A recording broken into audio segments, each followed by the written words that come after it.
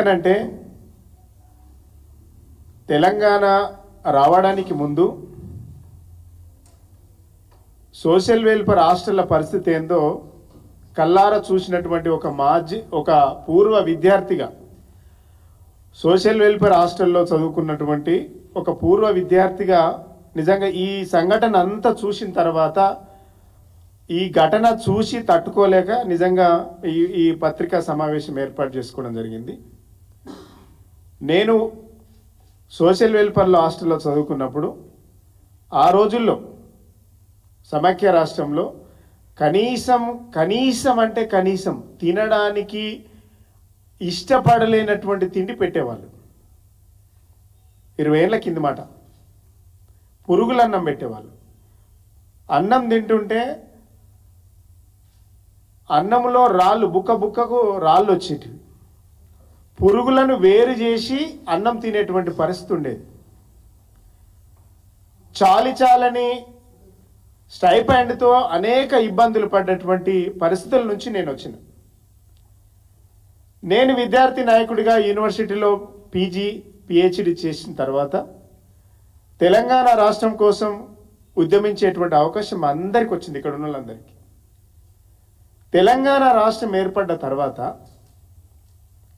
కేసీఆర్ గారికి మేమందరం, యూనివర్సిటీ నాయకులందరం, ఈరోజు ఈ రాష్ట్రంలో ఈ పార్టీలో ఉన్నటువంటి ముఖ్య నాయకులందరం అసెంబ్లీలో సమావేశాలు జరుగుతున్నటువంటి మొదటి సమావేశాల్లో కేసీఆర్ గారి దగ్గరికి వెళ్ళి, సార్ మేమందరం కూడా సోషల్ వెల్ఫేర్, బీసీ వెల్ఫేర్, రకరకాల వెల్ఫేర్ హాస్టల్ నుంచి వచ్చిన వాళ్ళం, వాళ్ళ స్థితిగతులు ఏందో తెలుసు మాకు.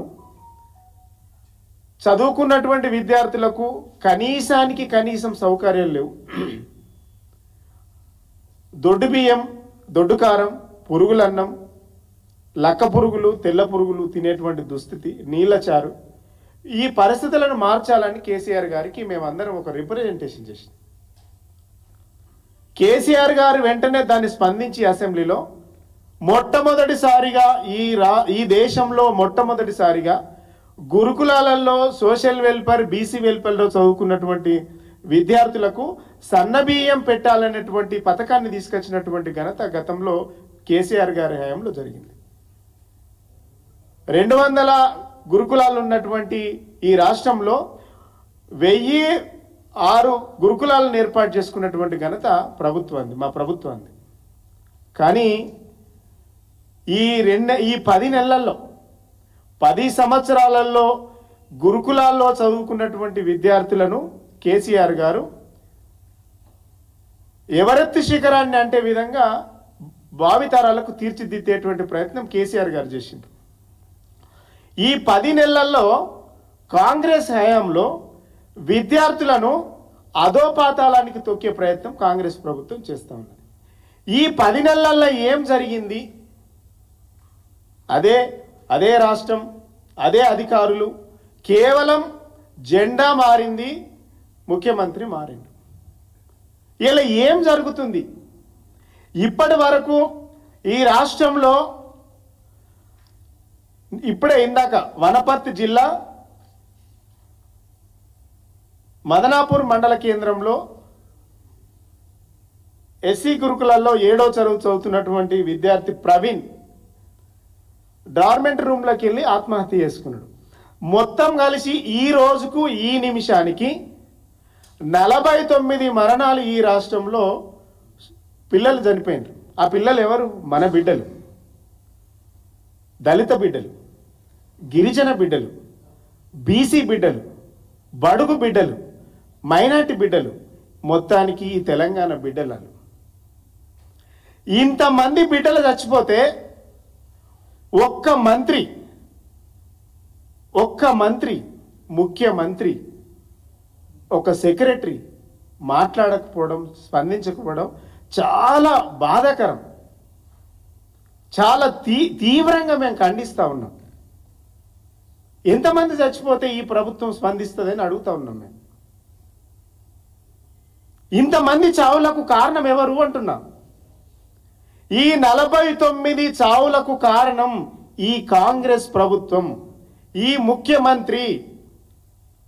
ఇవి కాంగ్రెస్ చేసినటువంటి హత్యలు, ఈ మరణాలన్నీ కూడా కాంగ్రెస్ చేసినటువంటి హత్యలు.